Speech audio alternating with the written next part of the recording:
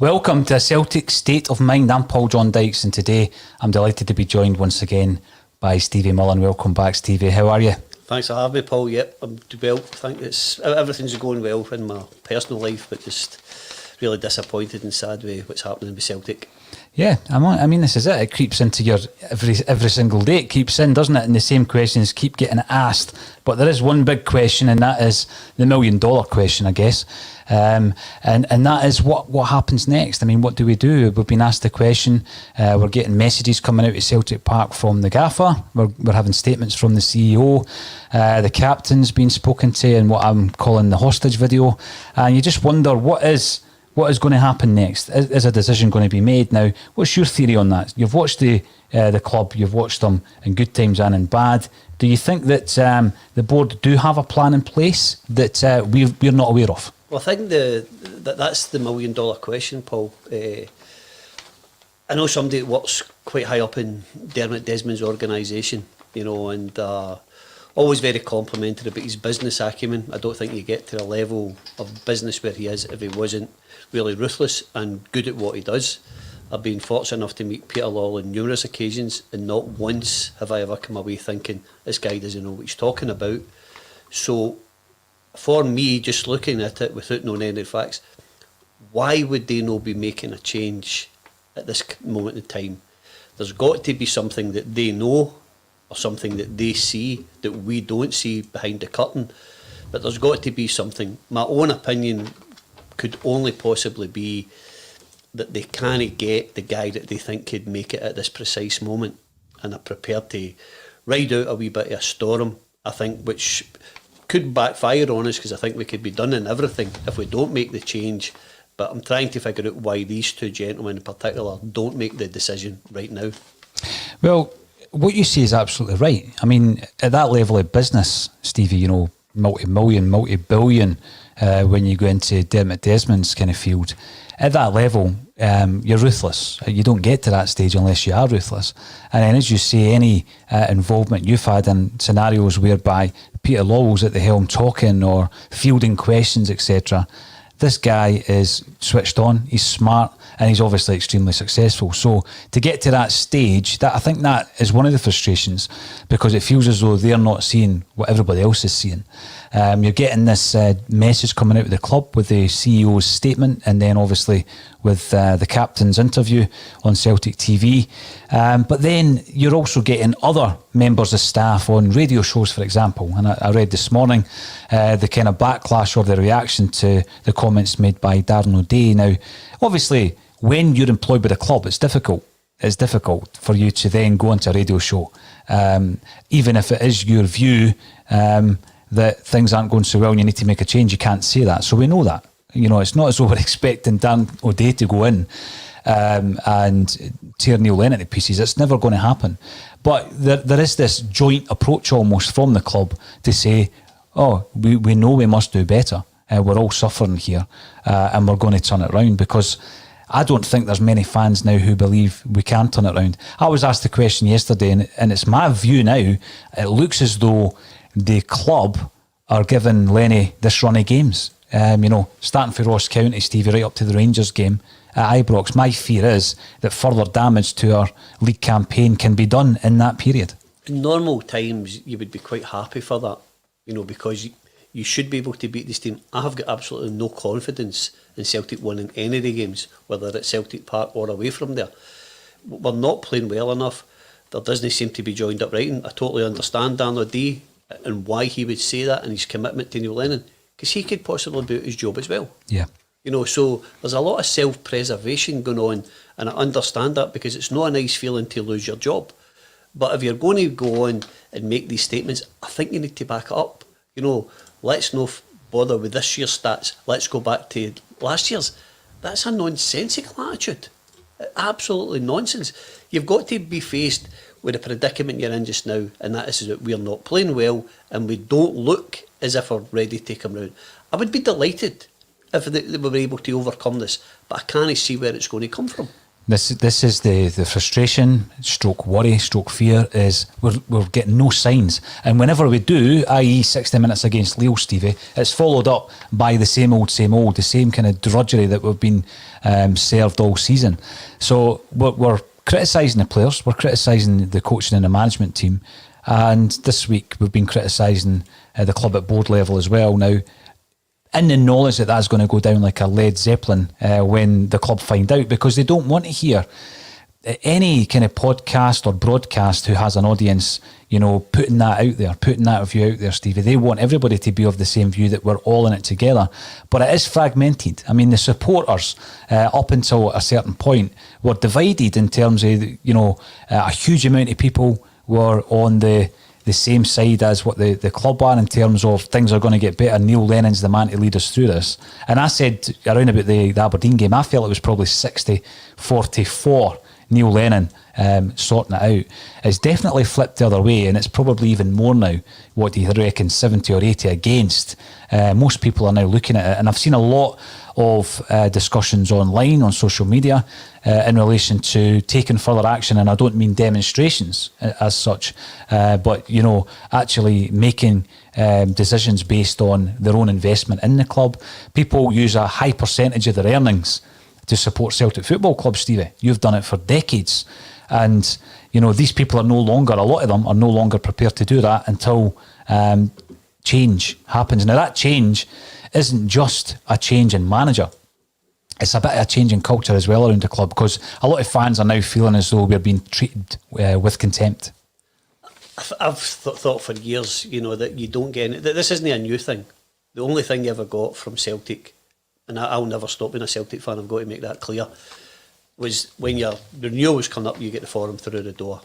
Occasionally, they would send you a standard Christmas card. So I'm quite used to this. But the alarming thing for me was last Sunday, that at the end of the game I wasn't angry. I was very sad that the cup run had ended in such a dismal form. There didn't seem to be any fight from anybody. I'm not going to give any of the players a pass, but I don't see how we improve the team, because that was almost our strongest team. Yeah. So it's no, we're waiting for this guy coming back. He's injured, he's got COVID, it's the effects of something else. That was almost our strongest team. Now I see guys pinning their hopes in James Forrest, who's been slaughtered for years by the majority of Celtic fans, and a wee guy who's played 29 or made 29 appearances in Mikey Johnson. If we're pinning our whole season on these two guys coming back, I think our season's over. Well, this is the problem when you're looking at the amount of changes that Neil Lennon's tried. I was talking to someone who has experience in coaching at quite a high level just the other day, talking about that instinct, Stevie, and the doubt creeping in, so that you start doubting your own instincts. So then, every decision you make, you're second guessing it and you're overthinking it.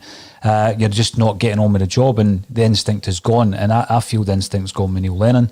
We've seen occasions this season where there's been confusion around substitutions getting made, even, which was, it was embarrassing, not knowing which player's coming on.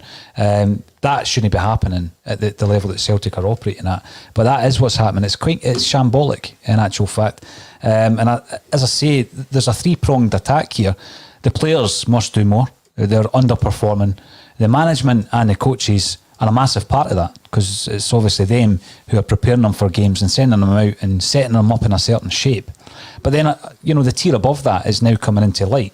I say now coming into light, maybe to a larger degree, because I think there's been a lot of people unhappy with the board for some time for various reasons at Celtic Football Club, Stevie. But the performances on the pitch get a lot more people interested, and that seems to be the kind of view at the moment, that not only is there a real lack of engagement, like we say, and that's coming into focus because we're not doing so well, but it seems as though they're quite happy to go as is, and that's a big concern, because like I say, we could go into the game against St Johnstone and drop points. No one fears Celtic at the moment. We're easy to play against. Well, if I was a coach against Celtic, I'd put two up top and just toe the ball at my centre forwards. But if you look at Celtic, where we're really struggling now is the lack of confidence throughout the club. The players are getting tight when they're playing. So they're misplacing passes. I've never seen Callum McGregor, in all the years he's played, up until the season, misplace so many passes. Even on Sunday, when he came on, I seen Scott Brown doing it, I seen Christopher Ayer doing it, passing the ball straight out of the park. Yep. And it's 5 and 6 yard passes. It's no World Cup Willie passes 60 yards or outside of their foot. We need to get back to basics. And it's really quite simple. Let's start for 0-0 and no concede goals. Was it 9 goals we've conceded for set pieces in something like the last 10 games?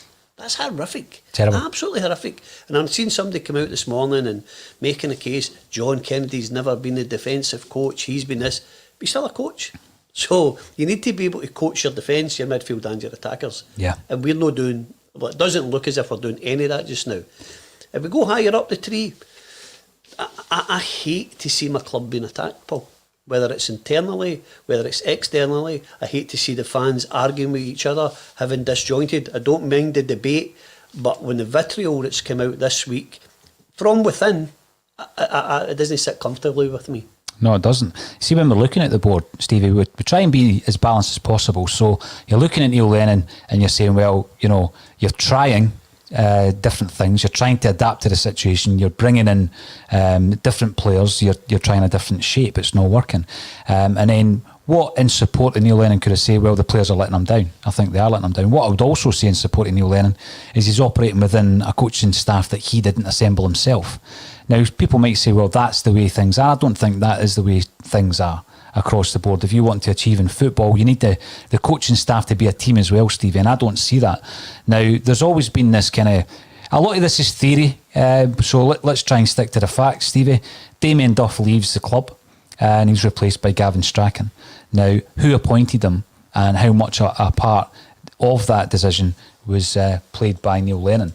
Now, I know for a fact that coaches with Premier League experience were interested in that job, and approaches were made via their representatives to Celtic Football Club to say that they would be interested in the role that Gavin Strachan now fills, and no responses were forthcoming. That's a concern when you're not even considering the people who have made their kind of feelings known and their availability known that they would come up and be part of this coaching team. Now, that's a concern for me, because that then looks like someone's been appointed because they are internally liked by a certain few, and that is my concern with the coaching staff at the moment. You've got a guy there in John Kennedy who seems to be able to outlive any management team.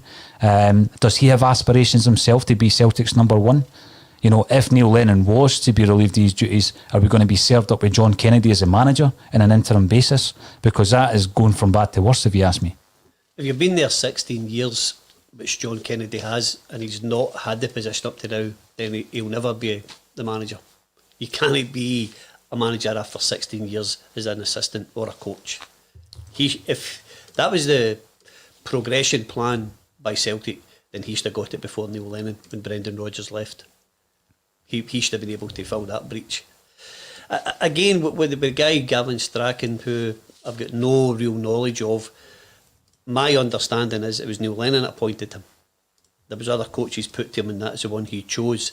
But again, I don't see any improvement. John Kennedy's been put on the last 3 or 4 managers. He seemed to do okay under Brendan. He doesn't seem to be doing well now. He done okay last year when Neil was winning the treble. So why is it only manifesting itself as a problem now? Because things aren't going well. Now, we've spoken every single week during this period, Stevie, and I don't think your views have changed really. Obviously, the only way that the narrative can change is if the performances change and the results change. And we're actually going into a situation tonight, and I say that this is the last fixture I think Neil Lennon would like, because, you know, we've just been walloped 8-2 from Sparta Prague, who are nowhere near the calibre of side that AC Milan are, and it's at the San Siro. So we're going in there tonight, and I've got to say, I've got no confidence that we're going to get anything out of the game, of course, but I've got even more concerns around the potential for an absolute mauling this evening in Italy. What's your thoughts on tonight? How would you line up? Can we get anything out of the game? How do you see it going? I was absolutely appalled by the performance last week. Really, really. excuse me, I couldn't put into words how angry I was after that game, because they certainly weren't a good team. You know, I think the players, more than the management last week, actually let everybody down. If I was a footballer there, I would have the personal pride that I would try to do my best. I understand the confidence is maybe away, but I would be rallying everybody that I was friendly with in that team and going, we need to do this together. We've got a great total responsibility, and I would want to do my best, because they all talk about these moves they're looking for. Well, other values are probably halved with their performances, and they ain't going to get the big dream move that they're looking at. But if I was going to tonight, my team would be Barkas, El Hamid. I think Julian's got a wee knock and Duffy's out, so I would play Beaton, Aya and Taylor. Back four, and I'm midfield of Christie, Brown, Callum McGregor, Turnbull, Laxalt with Klamala up front. Klamala up front. Now, with regards to the formation, the shape of that, a lot of people have been kind of commenting on McGregor's performances, Stevie. Where would he fit in your midfield? I would have like a wee bit of Christmas tree. I'd have Scott Brown, and then I'd have Callum McGregor just a wee bit in front of him on the left. We have been absolutely ravaged this season by injuries. I mean, we're now looking once again at trying to set up a makeshift centre-half partnership because Julien and Duffy are both out, as is El Yunusi, isn't it? Yeah. He's not travelled. So you're now looking at playing players like Beaton, who is continually playing out of position. I mean, Ayer looked pretty good against AC Milan first time round, I've got to say. And I think he'll be looking to put himself in the shot window tonight. But we just can't defend the simple balls at centre-half. So you've got a guy there who is apparently a £15 million target for AC Milan. You've got Julien, who was a World Cup winner under 20 level for France, and he cost us £7 million. And you've got Shane Duffy with bags of international experience and EPL experience, and they can't defend a long ball, Stevie. They can't defend a corner, and they can't defend any kind of style of set play from outside the box. As a manager, as you say there, we know that Kennedy's not the defensive coach, but he's a coach with defensive experience. As a manager, how do you deal with that when you're putting out international players? Because, you know, other than Julien, they've all got international experience, and they can't defend basic balls into the box. When you look at it, and it's awful hard to see from a television, we look as if we man mark some guys and zonal mark the rest of the time, and it looks as if it's just an absolute shambles. You should be able to set up and work in it constantly at training where this doesn't happen, where the ball's travelling the length of distance it does and they're getting a free header. Put somebody in front, have a blocker. We're naive. You see it all over the Europe, English Premier League. The ball goes into the box and the defenders goes down screaming, and invariably the referee gives a foul, even if there's no contact. We don't do anything like that, and then we start looking at each other when the ball's getting rattled into the back of the net. The way I've picked the team for tonight is because, for me, Sunday's far more important than tonight. We're out of Europe, so I would hope we could go and compete, but I need these guys to be fit for Sunday. Yeah. I need them to be fit for Sunday, where we need to, whatever happens, I love to see Celtic playing fast attacking football. The only important thing on Sunday is we have 3 points after that game. Oh, definitely. If we don't have 3 points, then the roof's going to fall in Celtic Football Club, and I can't think of that possibility. I've been through it before, and it's a horrible, horrible place to be. Well, I want to talk to you about the possibility, Stevie, and what happens next. That's the $1 million question, isn't it? I mean, I'm getting the feeling from Celtic that they're happy to stay with Neil Lennon right up until throughout this month, right up until the game against Rangers. I mean, that's the feeling I'm getting. It's not the decision that I would support, but it seems as though he's got the backing up until then. And obviously that would take in the quadruple treble weekend, question mark in brackets, because we don't know what's going to happen there either. But if that is the case, and we go out this evening, and I don't think anyone's expecting to take anything from the game, and we maybe save people like Edouard, for example, for the game on Sunday, Stevie. I don't know if that's why Klamala's playing, or you've just been disappointed with Eddie. Yeah, but I would still keep him for Sunday. I'd keep Julien for Sunday. I wouldn't risk him tonight. You know, he picks up another wee knock, and then we're back to square one for Sunday. That's why these guys are playing. Now, with regards to Eddie, we'll come back to him because, I mean, he is a game changer and he's not changed many games this season, and that's a massive issue. It's only one player, but we've got 4 strikers. You're starting with Klimala tonight. Ajeti, for me, has gone completely off the boil compared to his first half dozen performances for Celtic, and Griffiths, once again, is completely out the picture. I mean, is it just going to be history repeating itself with Lee Griffiths? I mean, we've been very supportive of him on this podcast, but there comes a point, Stevie, where you really need your best players to be available. If you're going to, and again, this goes back to the recruitment, you know, if we don't buy a Yeti, and Lee Griffiths is going to give us these problems, and we allow Lee Griffiths to go or manufacture it, we could have had Tony. Oh, I know. You know, who's just been named Championship Player of the Month. Yep. So, we've gambled at the start of the season, and again, I'm not going to change my thing. I thought we would made really good signings, so I'm not going to go, it was terrible at the time. But from what I've seen, we could have invested that money better and had a player who was going to perform for us and score goals. Ajeti now looks back to probably the reason why didn't get a game for West Ham. Lee Griffiths, yep. Really, really likeable guy, great record, but he's never fit to play for Celtic. No, and this is a big problem. I mean, your patience wears so thin. We know the personal element of this, Stevie, and we have spoken about it, and we take all that into account. But, I mean, your patience wears thin with players who, by December, can't get fit. We're already out of 3 tournaments.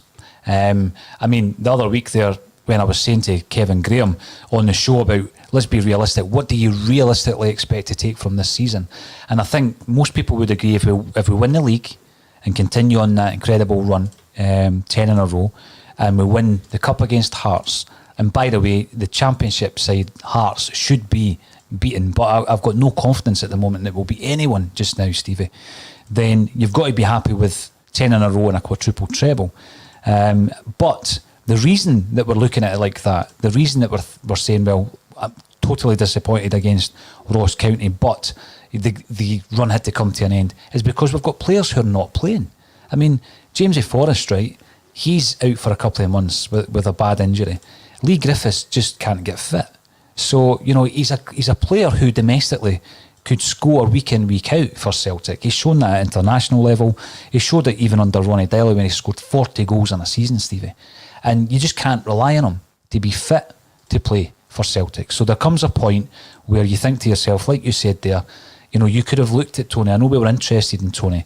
But the conversation occurred to myself the other day there. I was speaking to a guy who's involved, as I say, in football, and we were talking about, you know, this thing around buying players from Scotland and how, you know, we turn our nose up at it. So one of the players that sparked the conversation was Turnbull. Now, you've got him in your starting lineup, which is good to see, and I'd love to see him playing. So 1 minute he's the best prospect in Scottish football, or one of. You know, there's a few names. You've mentioned Campbell at Motherwell. Lewis Ferguson, quite rightly, is mentioned in those terms as well. But we get Turnbull. We've chased him for a long, long time, and we don't play him. You know, and then we turn our nose up at various other players in the Scottish League. Now, I've got to qualify this by saying I'm not saying we should have signed Lyndon Dykes for £2 million, but he would have made more effect than some of the £2 million players we brought in recently. I mean, Bayo, for example, £2.5 million. Klimala, £3.5 I believe. That big fella would have made more of an impact than that. You see, he's going down south and he's doing brilliantly for Queen's Park Rangers. And I'm not saying we should buy players like that, but even when we do, and that player is Turnbull, we don't play him. Is there any rhyme or reason to us not playing Turnbull? I know he's been off for about 10 days with COVID, but up until then, he's barely featured. Prior to that, there was no reason whatsoever. Again, is it just that Neil thinks that he's tried and trusted will eventually deliver for him? But even with Neil Lennon, and one of his greatest traits is his faithfulness to his players, his patience has got to run out. Yeah. It's got to run out because what they're repaying him with isn't good enough. And if that's not going to work, bring in these other guys. Again, as Celtic fans, and I'm guilty of it as well, you know, you sometimes think, I'm not going to have him, he's no good enough. But I was watching Salzburg the other night, and they've got an American coach. And I think if we would have said, we're going to get rid of Neil Lennon, we're bringing in an American coach, we would have a bit of traditional snobbery and go, he can't come to us with the Sino. Yep. But the football world's moved on. You know, in some of these countries who are developing football and bringing it to the forefront now, they're miles ahead of what we're doing. Again, with the players, as a lot of our injuries, there seems to be more than what we normally would have. Is it due to a lack of fitness, where if you're not fit enough, you do pick up all these knocks? Because we've constantly got guys out when they're not playing games. No, I know, it's a concern. I mean, the amount of injuries we've got is unbelievable. And yeah, it is a mitigating factor in relation to the poor defending, Stevie, because we've been unable to get a solid partnership with the two guys in the middle and the goalie behind them, because every single one of them's missed periods of this season through injury. Now, you're talking there about this angle of bringing in a manager, and I'm going to ask the question because you said there it's unthinkable that we don't win against St Johnstone, and in many ways you're absolutely right. It is totally unthinkable, because we're then in a situation where potentially we're 14 points behind Rangers, Stevie, and the gap is growing to the point where we just can't claw it back. We're waiting, or we're relying on other teams beating Rangers and for us to win every single game, and there's no evidence based on this season's form that Celtic are going to go on that run. They're not going to click a switch and all of a sudden start winning game after game after game. That ruthlessness that we've seen season on season hasn't been there this season. So there's no evidence to suggest that's going to happen. And that is a concern, an absolute concern. Now, when you're looking at the game against St Johnstone, should the unthinkable happen, do you think the board are going to make a change then? I would really like them to. And again, it would be horrible for Neil Lennon to go through some of the stuff that happened last Sunday after the game. If I had any input in this, then my two choices, and I know some of your other pundits says it's not our job, but this would just only be my opinion. I'm never going to pick Celtic manager. If it was somebody for an immediate effect who would go in and you would have a transformed dressing room for the following game, I'd bring in Rafa Benitez. If it was a long-term project, I would be trying my damnedest to get Marco Rose for Borussia Mönchengladbach. That would be my two choices. Yeah. See the big thing, Stevie, there's a lot of names. There's a lot of names continually get cited as potential candidates for the new position if it becomes available. And I kind of look at it whereby just about any name you mention gets shot down in flames, right?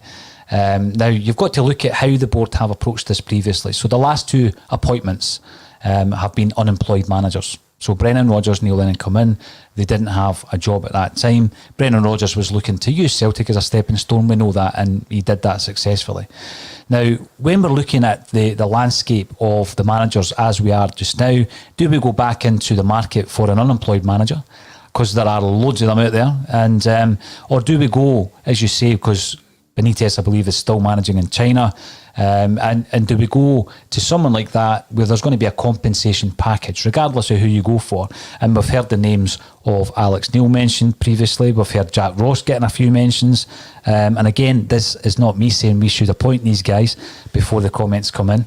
But I've seen all the names getting mentioned. And then you've got other candidates. And I'm now looking at people like internally, like the aforementioned John Kennedy's, because it does appear as though there is certainly an affection to John Kennedy internally. What he has done to become the Celtic manager at this moment in time, what he has shown that would indicate that he might be able to turn it around, I don't know, because I've not seen anything to indicate that. But if we go into the market, as you say there, Stevie, and we go and get someone who's already employed and there's a compensation package involved there, do you think that we're going to get a higher calibre of manager just because they're in position? Because a lot of people are turning their nose up at some of the unemployed managers out there. Well, they should have a job. Why are they unemployed? There must be something wrong. It doesn't always work like that in football, does it? You can go, one will not be naive about this. Celtic probably haven't made an official approach to any other manager, but there's a million ways to do it. For example, if I'm friendly with a football agent and he's in charge of, and we'll just use this as an example, Alec Neil, and I say to him, on behalf of the club, but not officially, do you think Alec Neil would be interested in coming to Celtic? Then you've got your answer, and you can either progress or he's one of the files who would come. That's how it works. Peter Law's not going to phone up all these different directors and managers of football clubs and say, can I speak to him while Neil Lennon's in job? But they have sounded out numerous people that leads me to believe that maybe the person that they're actually looking for is unavailable just now, or he's gave them, I can't come until such and such a day. Yeah. That would be my belief.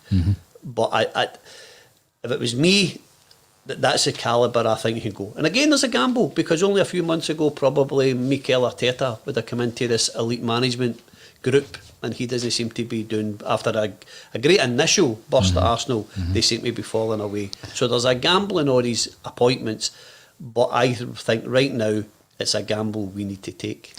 You're right. You're spot on, and it's a great example, isn't it? Arteta. We hear the words elite managers getting used all the time, Stevie, and I don't think there are many elite managers, are there? Really, there aren't that many elite managers, and we certainly are not going to appoint what you would describe as an elite manager because of the very nature of it. They're going to be wanted by top 3 clubs in the top 5 leagues all over Europe. Now, there are other managers, so let's cast our mind back to when Celtic appointed Brendan Rodgers. Now, he is often cited as being one of these elite managers, and I sometimes wonder, pre-Celtic, he hadn't won anything, really. I mean, I know Swansea won the playoffs, right? But, I mean, it's not as though they won the league. It's not as though they've won a League Cup, an FA Cup. When Martin O'Neill comes to Celtic, in 2000, he's won 2 League Cups with a provincial club. It gets him into Europe, and he's punching above his weight. And it looked as though he was ready for that transition to the next level. And obviously Celtic were the team for him at that stage. Brendan Rodgers, taken away nothing that he achieved at Celtic, but prior to the job at Celtic, when you look at his record, it wasn't a magnificent record. Now, half of the games he had managed were in the Championship. With Watford, Reading and Swansea. I know he spent 1 season in the EPL with Swansea before getting the Liverpool job. So you could turn your nose up at just about anyone, or you could look at the statistics of just about anyone and turn your nose up at someone like Brendan Rodgers even. But we know that he came in and he sold us this dream, and it was all about brand Brendan, and he done magnificently well as a manager at Celtic. There's a lot of people in that bracket, because Rodgers was not an elite manager. He was an unemployed manager who had sole experience in English football. And there's a lot in that bracket who you can rest assured, like you said there, we might be looking at the availability of managers, Stevie, but you can rest assured that there's loads of agents telling Celtic that their clients are available. Yep. I think the thing that really made Brendan a box office for the Celtic fans was because of his time at Liverpool. Again, you're going back, it's one slip away from winning the English Premier League. But that's what brought him to the notice. If we were to go and get other, probably more successful managers who have previously managed in the English Premier League, but there were an age difference, a lot of the younger Celtic fans wouldn't know who he was and what he achieved in the game. So it's a fine balance.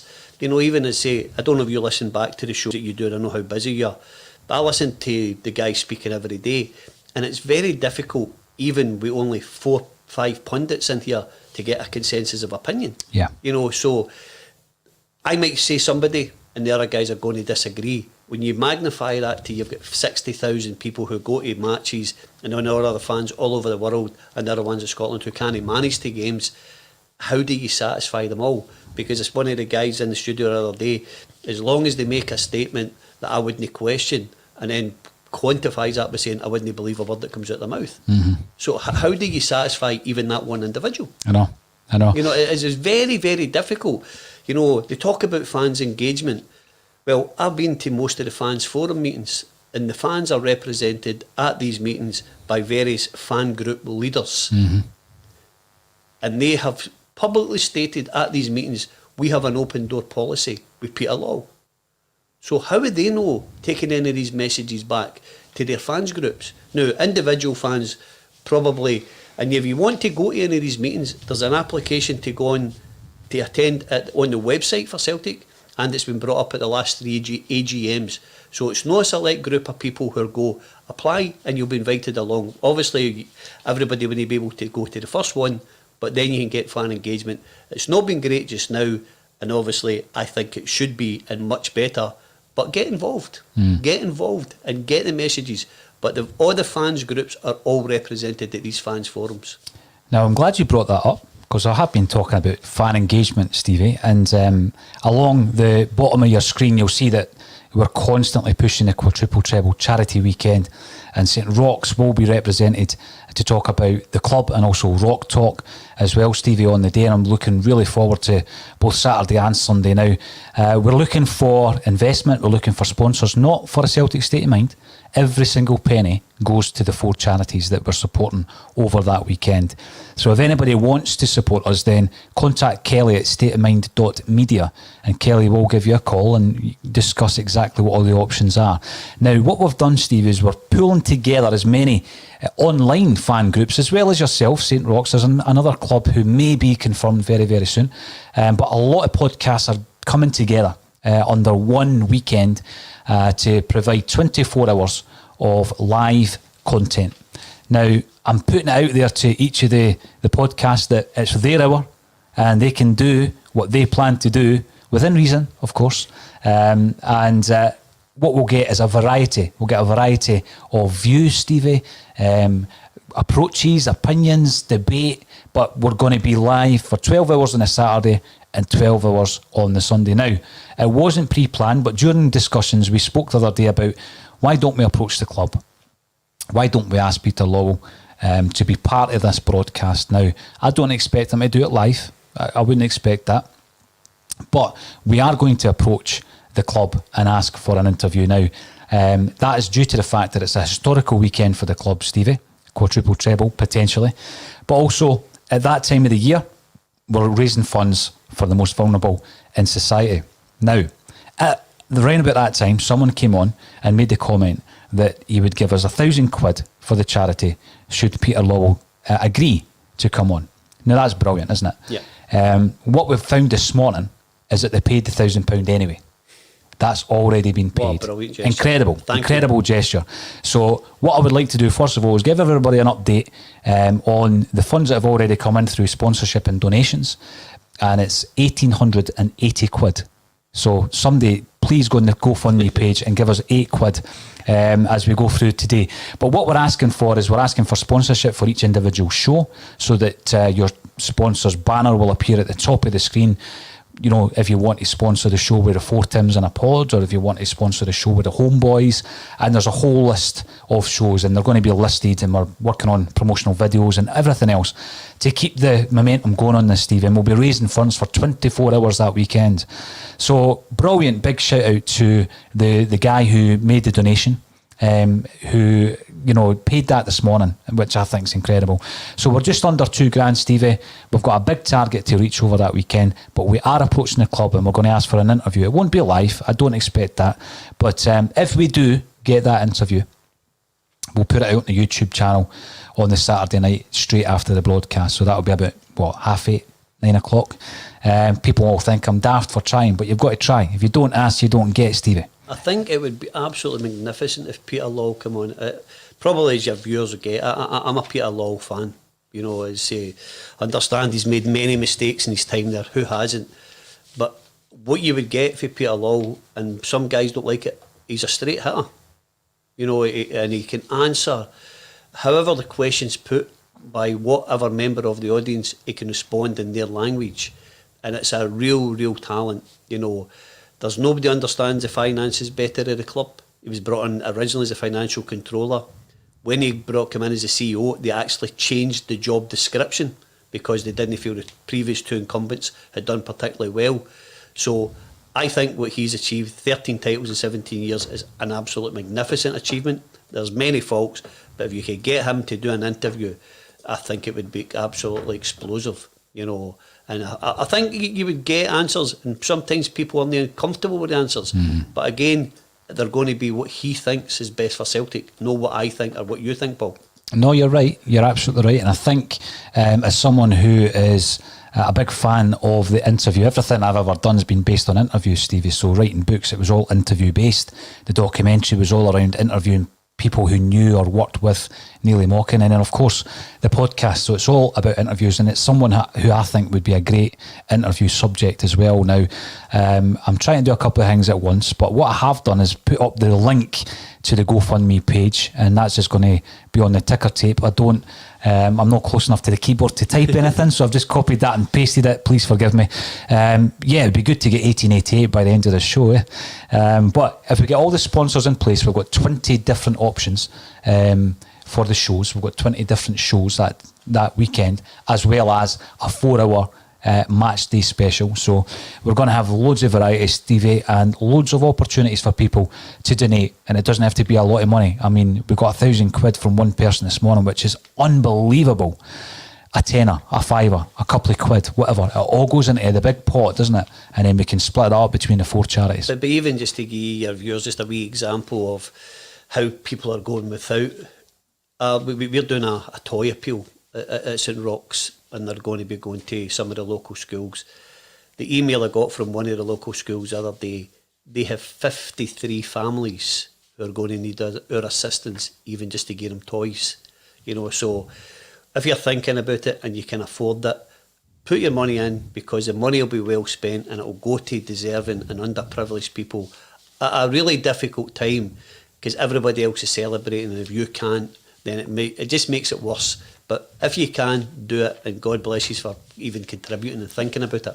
Absolutely, Stevie. Now, the 4 charities, we wanted to support mental health around about this time, because, that's something that's an issue every single day, Stevie.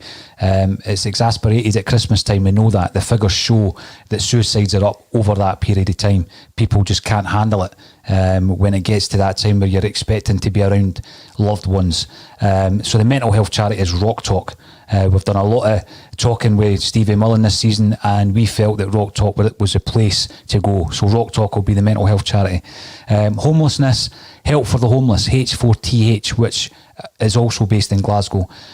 So we've done a wee bit of research around what they do as well, and they will be getting some of the funds also. We think food banks is important as well, Stevie. So Food Facts Friends, who are based in the Midlothian area, and then vulnerable kids, like you say. Children First is a charity that will be benefiting from the donations. So we'll split it 4 ways, and I think that's in keeping with how we all kind of go day to day. It doesn't have to be a fortune. If you can afford anything, then the GoFundMe page is up and running, and some of the sponsorship cash is yet to be transferred over there, just in case it's a wee bit less than 1880 at the moment. But let's get up to 1888. So that's tremendous, and I thank everybody for getting involved. Even just a wee thing, if I could say about food banks, Paul, some of the official food banks, you need a ticket, to get any food. Some of the people don't want to go because their circumstances are there, and they don't want social work and all that involved. Yeah. So you just want people to go up and maybe get something for themselves and their family, just to tide them over a couple of days before their money comes in. They're great things, these, to provide people with just a service. Oh, brilliant. Stevie, you didn't want anybody waking up on Christmas morning and spending it on their own, and you don't want any kid to wake up hungry or without a present under the Christmas tree. Would it be okay to tell a wee story from one of the teachers at our primary schools last year? Definitely. I went in to approach her to say, would it be okay for us to give them toys? And she says that one of the male teachers the previous day had took the kids to swimming, and it says to the wee boy, "You're looking forward to Christmas, Father Christmas." And he's 7 years of age. He says, "I don't believe in Santa." His teacher's like, "Oh, come on, you must believe." He went, "I waited up the full night last year. Nobody brought me anything." That's the kids that are being helped through these charitable appeals. So if you can, support it. Let's get money. Let's help the children and the vulnerable adults in our society. 100%, Stevie. And let's raise as much as we can for them. Now, everybody's doing it off their own back, aren't they? Everybody's giving us the time, and it's going to be an interesting day. And I hope it isn't flattened on the Sunday when we face Hearts. Let's get back to a wee bit of the football chat. You gave us your team, Stevie. How do you see the game going tonight? I think if we set up defensively minded, and by that I mean don't allow the 2 fullbacks to go. That's why I brought Greg Taylor in. Yeah. Curtail them in a half. If we get a break, let's break with 2 or 3 men, but keep everybody in our own half. Condense the spaces. I've said to you before, it should be like a draft board. If you've got your back 4 and they're just a wee bit narrower, you've got your wide guy who's out, then your full back, then your next midfield, and it goes right across where you should have a line and there's no space. Mm-hmm. Keep the lines tight so their good players can't go between the lines, which is a modern statement, and turn and get at your defence. It's no a difficult thing to set up to do, but if we bomb forward and everybody's out of position, then we'll concede goals. That's as for sure as day follows night. That's what will happen if we try to attack and be an offensive team tonight. We go there and we set out for 0-0. No, absolutely. Now, Stevie, I'm not going to go on too much about the St Johnstone game. We'll talk about that next week. All right, regardless of what happens. Now, if you are watching on Twitter, Facebook or YouTube, welcome to the show. We're going to run through some of your comments. It's always great to see people getting involved, Stevie, because you and I have our own views, but we need to get a wide range of views now. Our YouTube channel has topped 5,500 subscribers. It's all free. If you are watching it on there, make sure you subscribe, because we're now chasing an imaginary league table. We're now chasing Dundee United, who are on around 6,500 subscribers. We've just taken over Kilmarnock, and we're climbing up the table, Stevie. The top of the table, obviously, is Celtic on 153,000. So let's see how that goes. But let's have a look at some of the comments coming in. Aero250, welcome back. You're commenting on YouTube. We'll play well for 15 minutes. Disappear rest of the first half, then come out in the second half, push for an equaliser, leak 4 goals, and Lennon will say we need to do better. Now, it does seem to be a bit of deja vu in that comment. There's a bit of Groundhog Day at the moment, Stevie, isn't there? I can understand why people get so frustrated, though, because words, they become empty, don't they? I mean, even the statement, I just felt... I understand that it needs to have that official tinge. Everything the club does needs to go through this check and that check. I know that. Everything is totally checked to the nth degree. But all we want's a bit of honesty. And I mean, I just felt, a lot of the statements in the comments recently in the interviews are staged. Everybody's just singing from the same hymn sheet. And what we just want is a bit of honesty. Everybody knows this is not anywhere near good enough. It needs changed. It might well be, Stevie, that change is afoot, but it just can't happen just now. Because it doesn't make sense to me that these astute businessmen can't see what we're seeing. Definitely, but really, in all seriousness, Paul, would you expect any of the members of staff to break rank and say what they actually thought? They wouldn't be in position. They can't. And they have some fantastic salaries at Celtic, some fantastic positions. These males and females in these positions aren't going to break rank, so they all need to sing for the same hymn sheet until something changes. Yep. Then further down the line, you'll probably get it in a book or leaked to a member of the press. No, you just have to think back to the Ronnie Deila era, and there's all this talk about things aren't right and this and that, and you could see it yourself. You could see it, when Mulgrew walks off against Ajax, or when Commons walks off against Mulder. There's something wrong, but the club will never admit that. Nobody at the club will ever admit that. So we know that. And then after the event, Charlie Mulgrew's quite happy to talk about the fact that there was so many people unhappy at the club. So we get that. As football fans, we understand it. And this is, I think, where the engagement comes in. We're going to be live for 24 hours over a weekend. Maybe the club should think about doing that at some point in the future. But we're going to do it every year, Stevie. It's going to be the ACSOM weekend every single year. Listen, it'd be great if it was quadruple trebles we were celebrating, but in December, I don't think that's going to happen very often. We're in unusual times. Scott Graham, we're getting thumped tonight, and if we lose 5, I wouldn't be one bit surprised.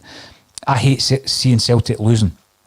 It doesn't matter if it's 1-0 away to Inverness Cali, 2-0 in a cup game against Ross County, but to be absolutely schooled in Europe is hard to take, Stevie, because it shows you how far removed we are from the aspirations that many of us still have. I can't subscribe to, Paul. I've seen some guys over the weekend and during the week, hoping that we would get scudded so our manager wouldn't be in position. I never want Celtic to get beat. Never.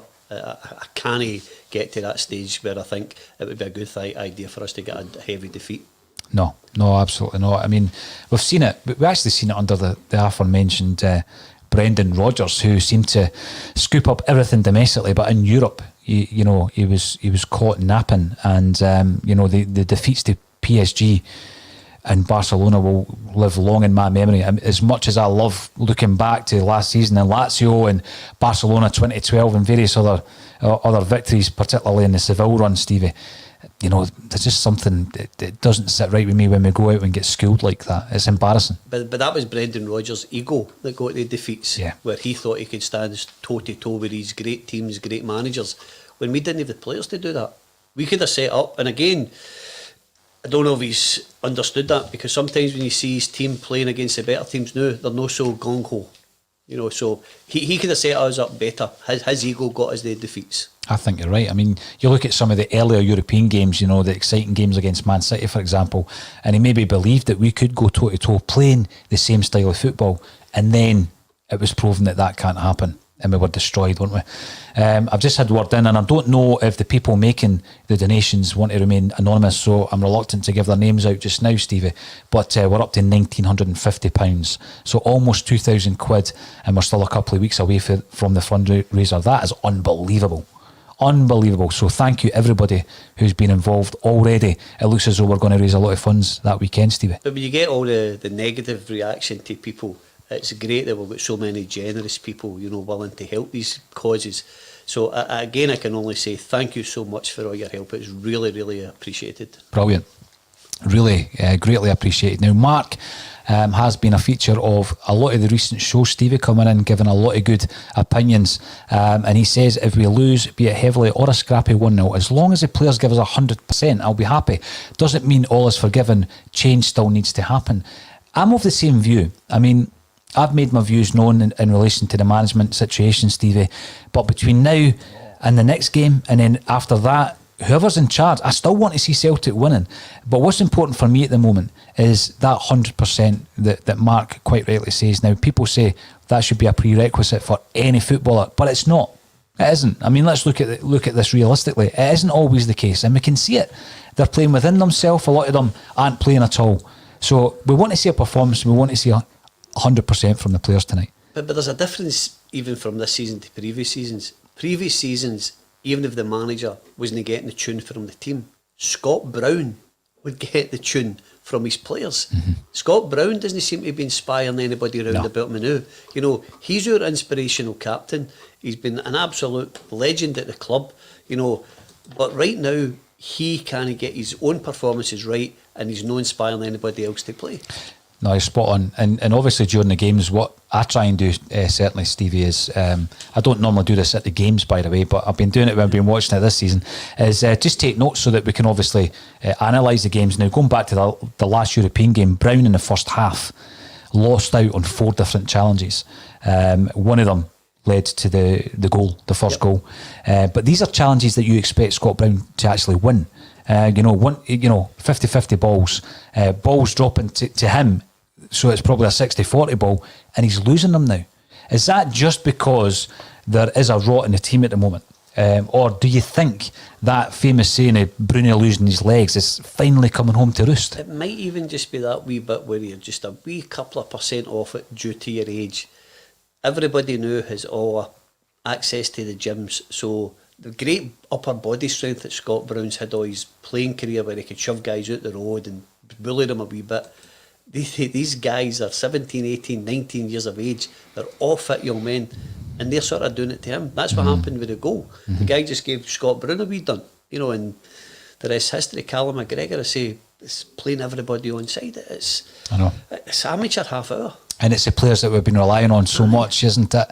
I mean, I singled out Scott Brown there, but as you say, Callum McGregor, a guy who you could lean on season after season after season, and Edouard, the game changer, the match winner, and these 3 players, the talisman really of that side, they've not been there this season performing the way we know they can perform. Now, let's say they all click into place, great, we might be talking about a different Celtic team tomorrow, but most of the comments coming in, IH Decorating, welcome back to the show. If we get out of the San Siro with a 3-0 loss, we will be doing well. A team like Milan could ruthlessly exploit the many failings we have. I've got to admit, that's my fear. And Patrick Murphy also on YouTube. It's a sad state of affairs when Celtic fans aren't excited about a match in the San Siro. Some people aren't even going to watch it, Stevie. Just shows how disastrous this season has been so far. Only change at the top, boardroom level, will yield results. The thing with that as well is, if that is the case, and I don't disagree necessarily with Patrick, if that is the case and boardroom change is required, that isn't going to be as a short-term fix. I mean, there's a way of fixing the playing side of things, and that is, come January, you sign some new players, you sell some players, and that has been spoken about by Neil Lennon. Apparently there's plans in place. With regards to coaching and managerial level, you can put the short-term interim manager in between now and the end of the season, because I think if they've got a long-term view, Stevie, it's going to be difficult to bring that forward. if they were planning a change anyway at the end of the season. But the boardroom thing, that takes a longer. I mean, no one's going to step down between now and the end of the season. That would be a major change. If you were going to change your chief executive, you'd probably be going in a different direction. Again, there would be somebody else out there, who would probably be able to do an equally as good job as what Peter Lawwell's done. I think to make all the changes at one time could be catastrophic. I think you're right. Yeah, it could take years to actually then create what the culture is at that club, Steve. It has to happen, and it has to happen, gradually. And if it's as big as that. Excuse me, I hear people saying, we should develop this young team and bring them through. So if we're going to do that and we don't have any success for 5 years because we're nurturing this team to bring them through like an Ajax, what do you think the Celtic fans' reaction to that would be? Well, you wouldn't have 54,000 season tickets. I was saying, they wouldn't accept it. It's exactly. A great thought in your mind that we could do this and we'll have the Ajax model. But the realistic thing is, if we weren't winning trophies year after year, we would be disgruntled. No, I think you're absolutely right. So that is the catch-22 or the clause-22 situation, whereby you want to start breeding a culture within the club where we are rearing our own players, because this method, Stevie, which is, it's fared us well, where you're bringing in players fairly cheap from the continent and you're developing them, putting them on the Champions League platform, selling them for big profit. That seems to have dried up. That well seems to be dry now. Well, I think everybody's now tapping into it. But the other problem you've got is we played the young boy Welsh and we played Frimpong against AC Milan in the first game. They didn't do particularly badly, they didn't do particularly well. They were just okay. But as soon as our fit guys and the professional season pros were back, we wanted them out of the team. Mm-hmm. So we're not prepared as fans to sit back and have Julian, Duffy, Eton all sitting in the stand while we're playing a boy at 20. Because we want our best players in. Because we, as fans, think that's our best avenue to change it and get our success back. Instant success, Now, Paul Cockwell, welcome back, Paul. Paul's a Hibby, but he's all right. He keeps slagging me as well. Does he? The thing with Paul is, in the beauty of having other perspectives, is Paul knows how Neil Lennon performed when he was at Hibs and at Easter Road, and the reasons behind his downfall at Hibs, which look as though it's almost mirroring, his Hibs career is almost mirroring in terms of the performances, and then it's tailing off, and then the personal issues with, what I mean personal issues is with personal issues with other people in the club, and then the deterioration of the team's performances, then the changes, almost a mirror image of what's happening with his team just now. Will it affect Lennon tonight, this result? I don't think it will change any decision that the board have already made. Unless it was a horrendous defeat, Paul. Unless it was a horrendous defeat, then I think it could accelerate the change. I think if it was I don't even want to say these words, acceptable defeat, then I think we would be in position on Sunday. But all these people, for Dermot, Peter, the coaching staff, the players that are in situ now, they're all in transient positions. The only people and the only constant in Celtic Football Club is the supporters. Mm-hmm. They'll be there, the supporters, the good times, the bad times. You can't change what team you support. These guys cannot change their clubs, change their positions within a club, or go and do something else. We can't. We're Celtic supporters. No, you're absolutely right. I do remember Jim Kerr saying that you can change your wife, you can change your name, your religion, your political party, but not your football team. Probably done it at 4 or 5. Will McMillan, Rafa only has 1 year left on his contract. I do remember the interesting conversation where he admitted Celtic had never really been in touch with him. And then that, backed up with the comment. And I think a lot of comments are taken literally, and they may not be. And I might be wrong, but did Neil Lennon actually get offered the job in the shower? You could possibly think that. It's probably came out. But again, we all have our own view of that, where we see the photographs of when we get home, and the three guys are on the park having a discussion, and then Neil gets offered the job after that. Was that decision made on the even the turf at Hampden? I would like to think it wasn't. It's that's a major job being a manager of Celtic Football Club, and I don't think you should do that ad hoc. No. You know, so if you lose it, he's not going to get the job. So that really, from day one, then he's on a game-to-game basis. Yeah. And the big thing with that was the comment that there was applications and they weren't looked at. You've got to look at everything that's out there, every possible avenue, every opportunity that you might have. But do you believe that statement, Paul? Well, you know, again... Because, again, you know, and please don't consider this the same as Celtic, but when Andy Cameron left his position at St Roch's, you know, and it's my job to appoint a new manager, the guy that gets the job is always my first choice. I've not spoke to anybody else. But you have. You know, but you need to back your new manager that I wasn't looking at anybody else apart from you. Yep. You know, so if Peter Law and the board can give Neil Lennon that confidence, we didn't consider anybody. You're our man. Then that's another fill up to Neil Lennon. No, you're right. You're spot on. Jungle Line makes a good point. Man, you got rid of Ferguson and Gill in the same season, and look what happened there. I mean, change at Celtic could be detrimental in terms of the wider change. I don't think it will be detrimental in terms of the management and coaching staff, but we will wait and see now, Stevie. No, but if you're asking me my opinion, and I'm not going to vary from this, I think we should appoint a new manager. I'm not making a case for Neil Lennon, although I find myself defending him now because of the attacks on him. Yeah. You know, I don't mean guys having an opinion that he shouldn't be the manager, but to see some of the things that's been said about him, I don't think he deserves that. So I find myself sticking up for one of my own. Well, what happens is there's a group of people in the media, Stevie, who Celtic fans generally don't like. Yep. And a lot of them are ex-players, Yes. given their views. And one of them, and I've met him a few times, he was a favourite of mine during the centenary year, was Andy Walker.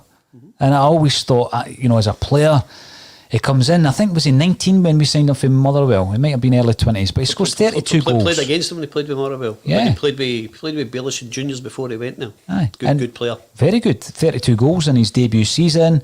I think brothers and sisters, there's 11 of them in total. They're all Celtic fans, every single one of them. A big part of their upbringing was the dad taking them to the games. And he remembers things like the 75 Scottish Cup final, Billy's last game. But I know that some people don't like his views, but I did hear him. I heard Andy Walker last week talking about the treatment in Neil Lennon, and I've got to agree with Andy. I thought he spoke very well on the subject, and he went back to the sackings of Billy McNeil and Tommy Burns. And what Andy Walker said is it was time for both of them to go, but it wasn't the hate mob outside the ground shouting their name, you know, as was the case after the Ross County game, Stevie. So I think from what Andy said, and I totally agree with what he said, if it comes to an end, and I think it should, then he needs to leave Celtic Park, you know, as the icon that he undoubtedly is.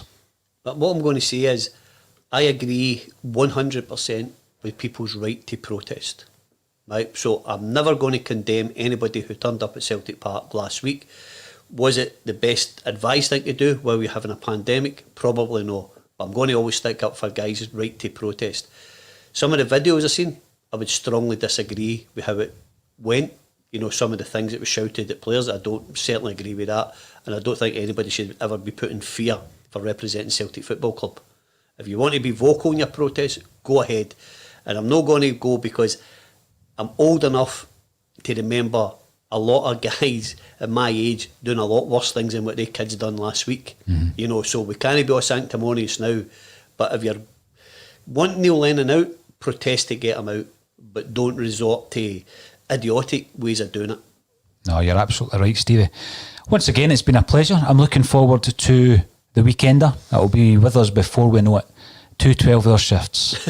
Brilliant. Cannot Quite a wait. day for you. Cannot wait. That's just a normal day, aye. I'm getting away early. Brilliant.